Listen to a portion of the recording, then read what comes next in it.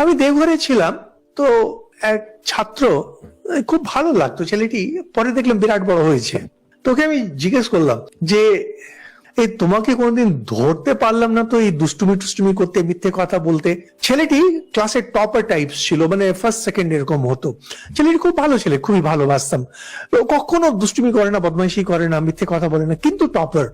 তো আমার ভালো লাগতো যে ছেলেটি প্রচন্ড গুণী ছিল। তো আমি এমনি জিজ্ঞেস করলাম, তো বলছে যে দেখুন, বদমাইশি করতে আমার খুব ইচ্ছে করে, আর এরা যা বদমাইশি করে তার থেকে অনেক ভালো বদমাইশি আমি পারবো, মিথ্যে কথা এদের থেকে অনেক ভালো আমি পারবো।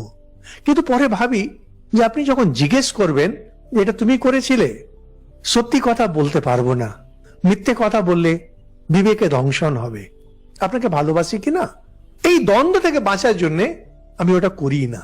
একটা ক্লাস 10-এর ছেলে, সে ক্লাস 10-এ পড়ে, ভেবে দেখুন কি লেভেল অফ ম্যাচিউরিটি। আমি থমকে উঠেছি ওর উত্তরটা শুনে।